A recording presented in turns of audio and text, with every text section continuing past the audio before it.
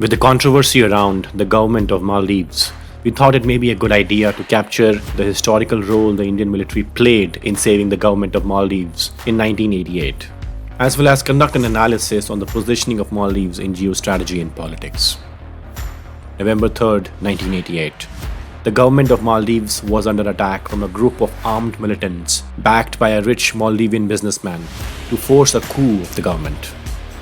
The government of Maldives requested India for assistance to quash the insurrection, and India launched a swift and decisive action against the conspirators. This operation was codenamed Operation Cactus. The plan of the perpetrators was to wait for an opportunity when the president Maumoon Abdul Gayoom was out of the country on a foreign tour, and then attack and swiftly seize control of all government buildings within Malé, the capital.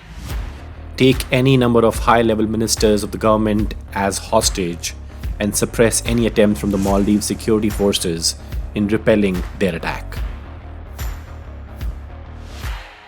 The coup attempt was backed by a Maldivian rich businessman, Abdullah Lutfi, and the militants were from the organization PLOTE, People's Liberation Organization of Tamil Eelam. This was a terrorist group that broke out of the LTTE, the Liberation Tigers of Tamil Eelam. November 3rd, 1988. President Gayoom was to embark on an official trip to India. This was the opportunity the conspirators were looking for to execute their plan. Militants from PLOTE arrived as tourists from Sri Lanka into Malé a few days prior to this day. The same number arrived in the early morning hours of November 3rd. So by the morning of November 3rd, all elements were in place, ready to execute their plan. Gayoom was about to embark on an official trip to India, but this trip had to be postponed at the last minute due to election-related activities in India for then Prime Minister Rajiv Gandhi. Meanwhile, the coup plan was already in motion and it was too late to back out now. So the conspirators improvised the plan's objective with an additional step of seizing the presidential palace and taking hostage the president himself. They spread out in smaller teams and in a coordinated fashion started targeting and capturing various government buildings, seaports, airports, TV and radio towers. Their most important target was the presidential palace. The president was present there with his family. The Maldivian security forces swung into action to counter the moves made by the conspirators. The first order of business was to secure the president and his family. The security forces were able to rescue the president and take him safely to the defense minister's residence before the conspirators were able to get to the president's palace. The biggest threat to the Maldivian government had been temporarily averted. The militants, however, were able to seize the presidential palace and take the education minister as hostage. This was a huge setback for the Maldives government. The Maldivian forces tried to get organized but were finding it very difficult to counter coordinated attacks from the militants. The situation was rapidly getting out of control. With the situation deteriorating rapidly, the realization quickly set in that the Maldivian security forces will not be able to hold off the attackers for too long and soon will be overwhelmed. So the president ordered his foreign secretary to request immediate assistance from other countries. They reached out to Britain, the United States, Pakistan, Sri Lanka, Singapore, and India. Sri Lanka, Singapore, and Pakistan expressed their military limitations and said they could not come to the rescue of the island nation. They then reached out to the United States. Their closest military base, Diego Garcia, was about 1,000 kilometers away from the island nation. It would have taken them at least 2 days for reinforcements to come in from the United States.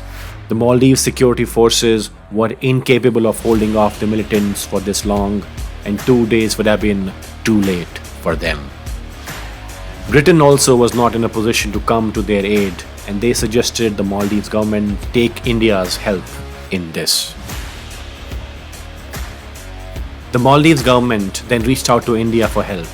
The Prime Minister of India, Rajiv Gandhi, readily agreed to come to the aid of the Maldivian government. PM Gandhi called an emergency meeting with India's military chiefs along with the Chief of RAW. Acting quickly and decisively was the need of the hour. After much deliberation, they decided to send their parachute brigade to lead the operations in the Maldives. The Indian Armed Forces started their preparation for the upcoming operation.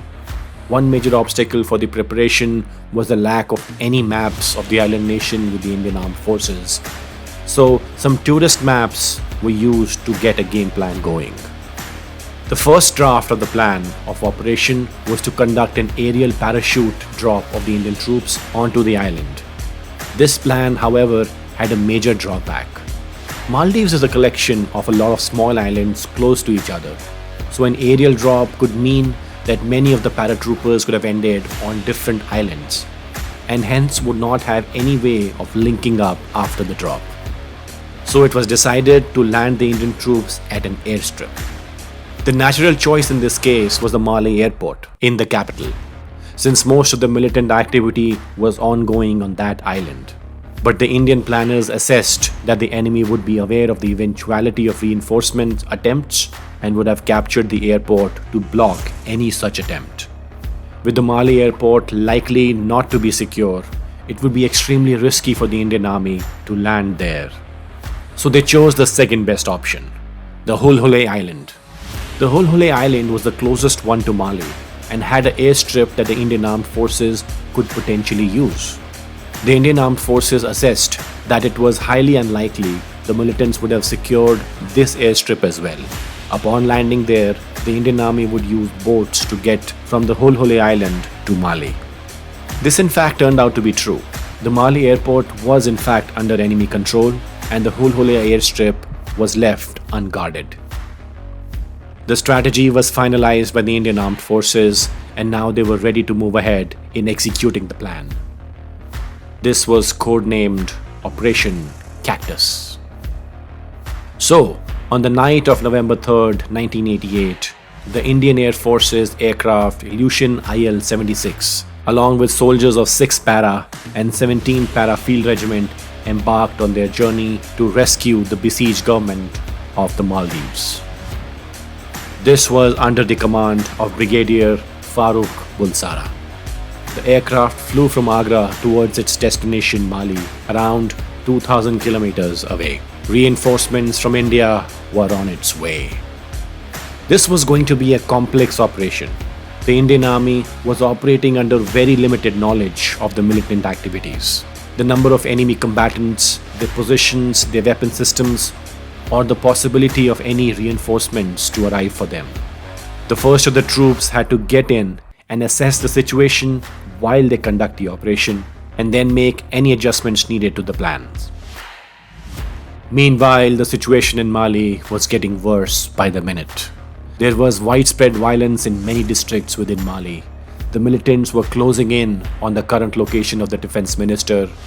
Even though the president had been moved to a safe house, it was still only a matter of time when he would also be captured. The Indian Armed Forces successfully landed on the Hulhulé Island. The first objective of the operation now was to secure the airfield at Hulhulé, as this was to be used as the base of upcoming phases of the operation. This also would ensure that reinforcements could arrive at the island safely. The next objective now was for one team of the Indian Army to go ahead and secure the president in Mali. Once the president was secured, then the focus of the operation could be on attacking the militant positions within Mali and quashing the coup in progress. The Indian Army at Hulhulé commandeered some local boats to reach the island of Mali. The team was divided into two elements. The first team moved swiftly to secure the president, while the second team started organizing to attack enemy positions within Mali. Firefights began between the Indian troops and the militants. The Indian troops' strategy was to be cautious at the beginning to get a good assessment of the militants' numbers and firepower. On the other side, the team sent out to secure the president reached the defense minister's residence just in time. From there, they connected with the president at his secure location. The Indian Army offered safely extricate the president of the Maldives to India. President Gayoom declined and asked to be taken to the National Service headquarters, where he would be secure. the Indian Army did the same. With the president secured, now the focus of the Indian Army was to quash the ongoing coup. The whereabouts of the instigator of the coup, Abdullah Latifi, was still unknown, and the education minister of the Maldives government was still a hostage. The firefight between the Indian troops and the militants intensified. Soon the Indian troops started achieving tactical victories over the militants at various locations. The Indian Army started overwhelming the militants and began to secure one district after the other. Seeing this, many militants started surrendering and many others started abandoning their positions and running away. The core conspirators hijacked a tourist boat, started fleeing the island towards Sri Lanka. This included Abdullah Latifi and the core members of the conspiracy. They also took the education minister with them as hostage, with the goal of extracting concessions from the Maldivian government in a potential prisoner swap deal. The Indian troops at Maldives provided the information of the fleeing boat to the Indian Navy that was already active in the Indian Ocean. The Indian Navy sent its frigates INS Betwa and INS Godavari to capture the boat. The Indian Navy quickly intercepted the boat, attacked it, and captured all conspirators present on the boat and rescued the education minister. Soon the Indian Army was able to secure all the districts and besieged centers in Mali and quash the coup attempt in the Maldives. In the operation, a total of 19 militants were killed and the rest were captured. Not even a single militant was able to flee the combat zone. Abdullah Latifi was captured and tried by the government of Maldives for treason. Operation Cactus was a major success for the Indian Armed Forces. This was India's first such operation on foreign soil. The Indian government took decisive action to help the government of Maldives, and the Indian Armed Forces swiftly carried out a near-perfect operation, even with limited information, and quashed the coup attempt in the Maldives. Why is Maldives important? China's string of pearls strategy. Maldives is an important piece in China's overall string of pearls strategy in Asia. China sees India as its primary rival, as a great power in Asia, and the fact that India is not a part of China's overall Belt and Road Initiative and is aligned more with the Western powers of the world. China's plan in the last 2 decades has been to limit India's sphere of influence in the region, especially around its coastal lines.